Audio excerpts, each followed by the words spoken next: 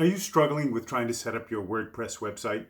Not sure which hosting to use, not sure how to install WordPress, what theme do I use, what plugins?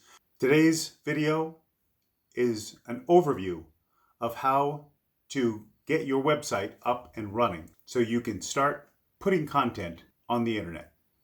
Stay tuned.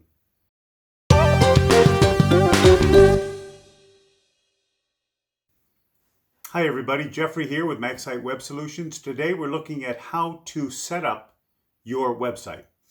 I'm going to break each one of these steps down in later videos. Right now, this is a broad overview of what you need to do to get your website up and running on the internet. You need a domain, and I suggest you go to GoDaddy, do a domain search until you find one you like, pay for it. It's going to be anywhere between $7 and $15 for the year, and then you will renew that yearly. After you register your domain, you're going to want a hosting provider. Now, a hosting provider can be the same company that registered your domain. For example, GoDaddy could register your domain and also host your website. My hosting provider of choice is SiteGround. They are one of the top hosting providers specifically for the WordPress platform. That's why I chose them.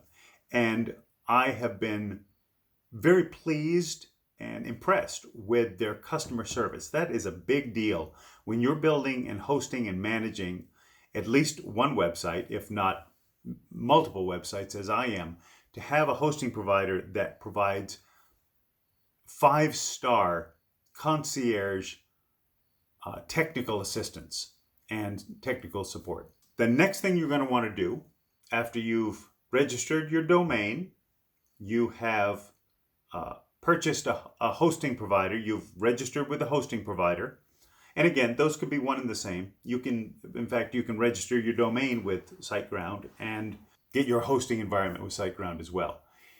The next thing is to install WordPress. And if you have gone the SiteGround route, it's a very easy one-click install of WordPress. There are a few other things you need to do, though, before you start adding your content, writing your blogs out, adding pictures and videos. You want to pick a theme, and there are literally millions of themes. There are professional themes, semi-professional themes, and amateur themes. There are paid themes that are very expensive. There are paid themes that are very reasonable. There are free themes with paid upgrades to them. If you get started free, and if you want to do this functionality, you pay a premium for it later. And I have a video on which theme I use and why, and that theme is Thrive Themes. I have a link below you can click on and you can investigate the Thrive Theme product. I think it's one of the best website builders out there. There's going to be a learning curve involved in all of these website design builders. I think that the Thrive Theme Architect, which is Thrive's name for its website builder, is called Architect, is one of the best on the internet. I'll be putting out a video on how to use the Thrive Theme Architect Builder. And I'll be going through it step by step, so I cover all of the functionality and all of the design tools of the Thrive Themes Architect Web Builder. After you have chosen a theme and installed the theme, then you're going to want to choose your plugins for a specific functionality. For example, if you want to be able to have forms on your website, like a contact form that you've seen them before, they fill in, a visitor to your website can fill in their name, their email address, their phone number, whatever you decide you want to extract from them, and maybe a message, and they hit send, and it turns it into an email and sends it to you. That is an essential function of a website, is to have a contact page with a contact form like that. You will have other plugins that help you to optimize your website for search engines, or you probably have heard the term SEO. There are many plugins specifically for that. I happen to use what's called Yoast SEO. And so if you followed those steps that I just gave you, And again, repeating the steps. First, you need to register a domain.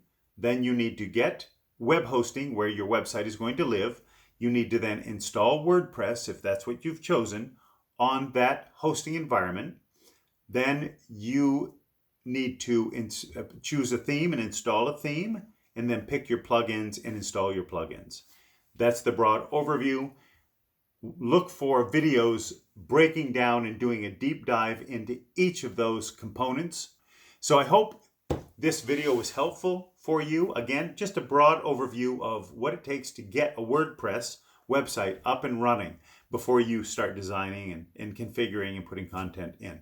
If this video was helpful to you, please consider giving it a thumbs up. And if you haven't already, consider subscribing to my YouTube channel. And if you think that there's somebody else that you know that might benefit from this video, if you would share it with them, that's very helpful for other people to be able to find this information by giving it an approval rating or going ahead and subscribing to it or sharing it with your friends. I wish you great success in your business and your business goals. If you have any questions or comments or anything to add to this discussion, please leave it in the comments below. This is Jeffrey Atherton from Maxite Web Solutions, wishing you success with your business goals, and I look forward to seeing you in the next video. Peace out.